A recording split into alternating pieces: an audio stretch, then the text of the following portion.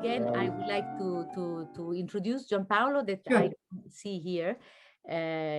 Again, we were looking at the Giampaolo, and his painting here brings us back this countryside, picturesque, old Swiss house that was wonderfully described in your essay. And the smell of spring, wood, herbs, and awakening. It was really the beginning of summer when we went to see Giampaolo. And again, your essay brings back those moments and this exclusive material and love for color and its aura, as you described. So welcome, Giampaolo, and we can't see you. Where are you? Giampaolo is here. I can see him. Can you see me? Eccolo qua. Yeah. No, he's here. No. Just to start in a different point of view, when I look at the works of John Isaacs, I get the idea of music. I get the idea of I don't know, touching. I get the idea of philosophical things, but I never get the idea of smell. Not at least at the first glance, so to speak. When I look at works of Giampaolo, I really can smell them. It's, not only the oil paint, which you really can smell when you're entering his studio, which we did, Carolina and me, but his material seems to be really from nature. You can smell and you can feel cold or water, and you can smell the earth, you can smell the ground, you can smell all sorts of things.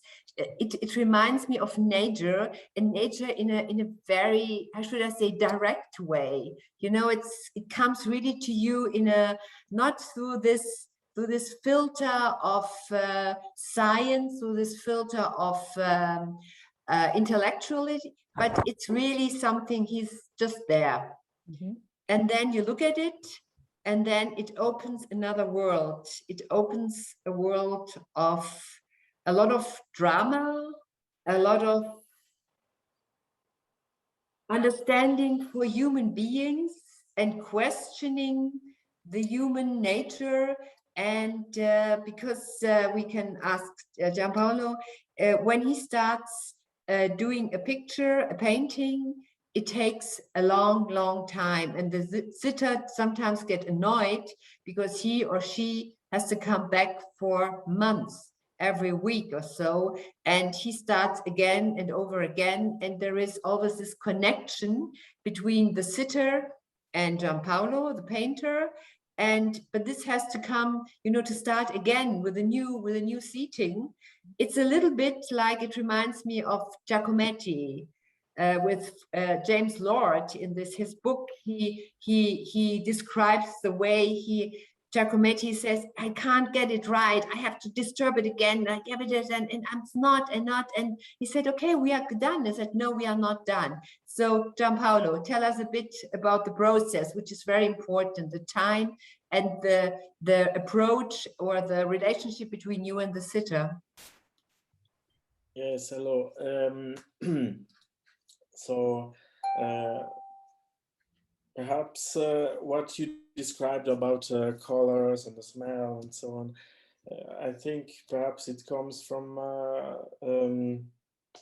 a part of my living in the countryside in Italy. I mean, in a village in the southern part of Italy, near Lecce, and where I lived until 15 years. And many people tells me about these colors of earth and where I get them. I think it's this influence also, this kind of earth colors from there that you have inside of you in a way. And the relationship to the sitter. The portrait before, it was Anna, and she came all almost 45 times to finish it. And during 1.5 years, yes, she came almost every week for 2.5 hours like that. And yes, there is a um, like an interest of both um, to make a good work or to begin a work with positivity and a lot of interest for the process from the side of the cities. And yes, with the time, the first 3-4 times, a lot of them are very happy about the results, and I had experience that they told me, so let's stop like that. It's a beautiful piece and so on. And as I want to go further and to see much more inside of it, or to see what I can reach in a way, or what I've seen in other paintings before. I want to go further with that, and so for many sittings there is a misunderstanding of what I do with portraits. So you're never easygoing painter to the sitter. You're demanding a lot of patience at least, and a lot of openness, because you don't do the easy way. So you bring people also to kind of their borders or their limits, not only of patience, but also of how they look like or how they seem to look. And they want, everyone wants to look nice when you look in a mirror, or when you look when you want to make a photograph or a selfie, you want to smile. And if you see yourself the bad sides, the dark sides, you think, oh my God, this is maybe me, but I don't want to show it to someone else. And these things come out step by step by doing your work. First of all, I want also to say that you refer art historical, so to speak, to artists like Frank Auerbach or Lucian Freud a bit, or these kind of artists, the London School, who are doing this very intriguing works and using a lot of paint, a lot of layers of paint, of paint, of paint. This is also important to you, right? So the material. I mean, like 10-12 years ago, I wasn't very thick. I was more a traditional painter, if you want. And with the time, I discovered that using more sittings, more layers, more hours, and making this painting thicker in a way, with these layers every time, destroying it all the time, that I have an addiction of the result. I mean, I had yes, I could go further and I could go deeper with what I wanted. And so I discovered parallelly some painters like Auerbach that work like this also, and Giacometti I appreciated more and more, and good Lucian Freud I know since long time, and yes, also the Renaissance painter or Baroque like Titian or good Caravaggio, but more Titian, I think it's. So which is important for you is this energetic aura of the work, so that there is this vibration that you can feel when you are in front of a painting. You can really see and feel and smell this energy, this material, this depth, and although there are lots of layers, there's this shiny ground, or this light who comes through all this material and comes to you. This is, to me, it's something that is very important. It's not just dark and putting material on a canvas, but also looking for just by putting dark colors on a canvas, there is this shiny light. This is also this intellectual, or how should I, not intellectual, but the central light which comes through the image and which appears through the person to us now when we look at the work. Yes. What is the question now? No, I just want to say, or that is, you force the people to leave their comfort zones, to be open enough as a model, to be open and say, okay, I go with you, whatever comes out. So you are the responsible person, right? Yes, I am the responsible person at the end, and there is this. There are many sittings where you don't feel the trusting of the model. Also, no, what are you going into? So, and it's like a nowhere's land, let's say like that, where you going, and yes, and sometimes you are very excited but also very nervous about a new sitting, and you think the night before about the next sitting, and it's very yeah, There is also this not, responsibility on your shoulders. It's not a simple thing to see something new in a portrait or in a person, to Yes. bring this out. And you know, I titled your my article on you, Between Devotion and Obsession, and I think this is quite the obsession to me, to do it as good as possible, and the devotion to the sitter, to the arts, you know, to be just there totally 100%, and just to do everything, to come so deep, to dig so deep that it sometimes it's a bit difficult what comes out. yes, it's a good title to my work. Yes, and every time you work with hands and with the head continuously, after this almost 3 hours sitting, you are very finished, very, because you give yourself. Yes, you try also to understand what's going on, and you try also to get some revelation from what you see in a person, and to get this in this whole. I'm going forward. It's very difficult to get like revelations.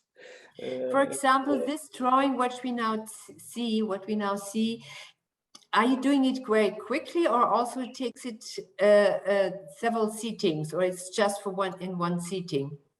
This was in one sitting, and I do always sketches and drawings before beginning a painting, and also in the middle, also towards the end sometimes, when I feel that that I don't come further with a painting, or I've lost like the line, the lines, the most important lines. I go to the drawing. The drawings as a meaning of help, to help you to get back to on the road, so to speak. Yes, as an help, but sometimes they are good enough for themselves also. They stay like sometimes, not every drawing I do. Yeah. Yeah, no. Yeah, I mean, yeah, this is another one. So this is also, you can see that the ridges, the edges are not always straight.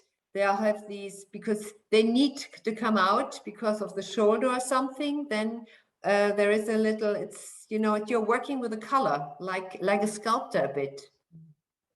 Yes, it's never very exact, the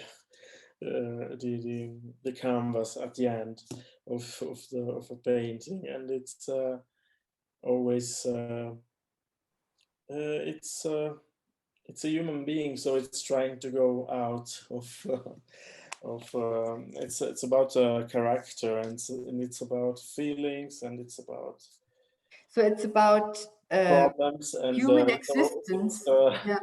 uh, it's like um, also in the idea of the human being. So it's not very clear, and yeah, Swiss, uh, if you want to use this word. Um, yes, also this is also a state of a painting. It's not finished. This model is coming since 2 years. It doesn't come every week, and I liked this state, so I did it. I did a photograph of it, and he didn't like it at all. No, because at some points people we want to see ourselves in it, and I see him, but he doesn't see himself. And at some points of my process, I also um, um, cancel the Yes. paintings when, Yes, I see that distinguish. it's not Yeah. coming further, when I see it's too much on it, and Take it off. Mhm. it's like coming to near a kitsch also, and loaded, and not very So if there's not, too much, yes, whatever, in a not sense, you take it off important. and just disturb it or do it, yeah, reduce it to Yes, back to zero almost, yeah. Mhm. yeah, almost. But you see the main things of what you have done, so it's never deleted at all. So So all these traces and these steps, I mean, this time you spent on this work is still in there somehow. yes, It's a yeah. kind of, yeah, it's like the wrinkles in a face, they stay, so they won't get Yeah, away. you never wish to do such an action to delete something like that. Sometimes it But must be done, yeah. you come to a zenith of of the things that you have to do it, and it's all right. And you go somewhere else, and you learn some new things. Yeah. um, Destroy is a part of this work. Yeah, it's a part of it. Yeah, this is also a drawing I did from this model to Yes. You can begin. tell, you can see the similarities with the one before and this. Yeah, So and you're also taking a rubber gum and taking something off, right? yeah, Yeah. I do a lot of Charcoal and charcoal. Yes, I use a lot of pencil. charcoal Yeah. um, to make yes, drawing faster in a way, or to give this this effect to the lines. I like I like dark, also dark colors, and so charcoal You can tell, yeah, you can tell. What is one question what I would like to ask you, and then later again, John, for you, Giampaolo, what does space mean to you? I mean, is it important? You always see this, I mean, the works have their own body, they have their own material, their body, like reliefs, but they also show the space. They show this immaterial space. Is this important, or what does space mean to you? The room, the space. The space around, you mean, or no, in the work. I mean, yeah. I mean I think the work at the end needs space to be seen. Yes, so to have this kind of aura you have said, to have right. this, so this is the space it needs, and the space inside, yeah, I would say I play with the space inside. Sometimes my heads or these portraits become from time to time bigger, and so you create a new way of seeing every time. You have to play with the composition another time, so you have so you come closer to the person, and then you get at this distance again. So it's, you know, when it's bigger, then you come closer, but you don't see it more in detail because it's has this structure which needs to be which needs the distance to be for looking at it. I don't come closer when I do it, but in the canvas it's like this, perhaps that it has this effect of coming closer, but perhaps I come closer to an end, or I come closer to what I want to see, or what I want to precise in it from time to time. So it's sometimes I usually see the space of the canvas, it's not enough, so I go further, and there are many irregularities, and so it expands by itself. It needs just more energy. It has more energy, it needs more space. And this is also about composition questions from time to time, or after more than 40 sittings, you have this kind of questions also that helps you also from time to time not to get in a lethargy, or to make always the same things, but to take also radical ways. A radical way. I mean, the paintings becomes more, but I see that what I'm representing, it's more radical in a way, more also simplified. Yes, but radical in the expression, and it's and it's the communication. Okay. And John, sorry, it was our last picture for Giampaolo.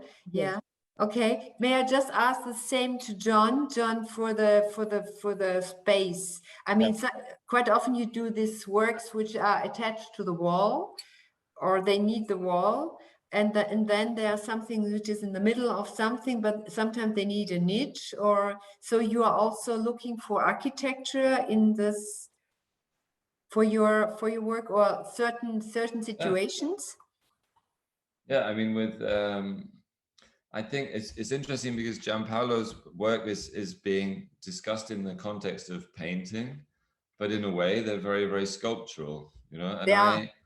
And I'm not a painter. I wouldn't even say I'm a sculptor, but in terms of the objectness of paintings. You know, a frame painting is a quite a substantial object in its own right, and I've made things to look like paintings, but I wouldn't say I am a painter. But the idea of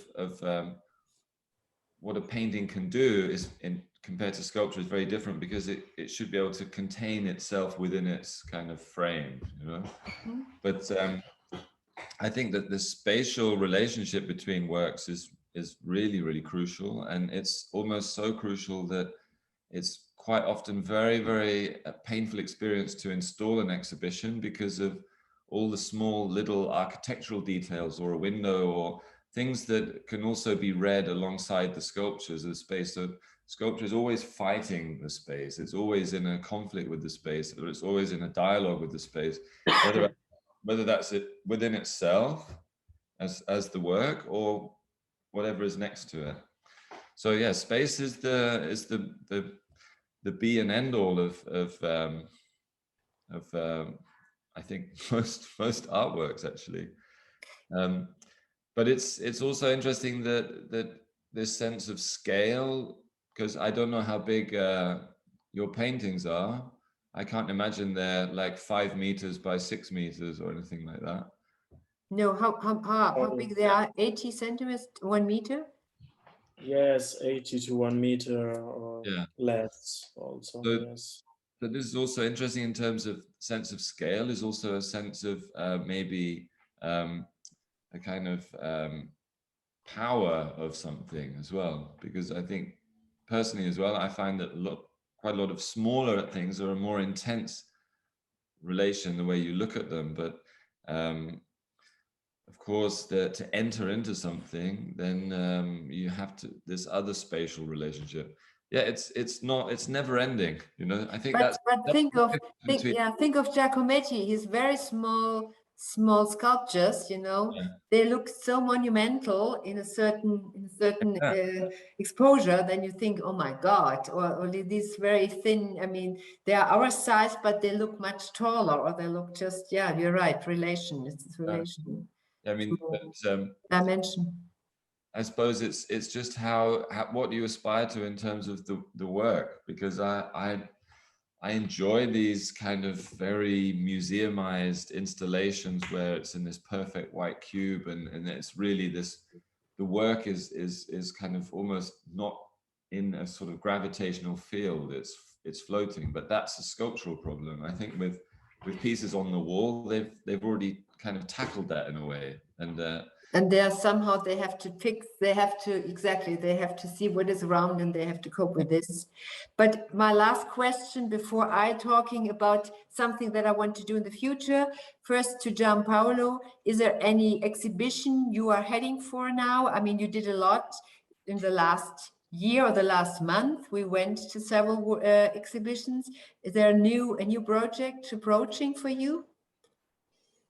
Next year, perhaps. Let's see. Yes. Everything goes in a group exhibition. Yes. I always I organize with other people also. Right. You're very active in organizing, what, by the way, John does as well. He's organizing with other artists a lot of these wonderful group shows, or these thematical shows, which are very important. So you are very active. With Carolina and I, we realized, we went to one of those, and it was spectacular, I have to say. Yeah.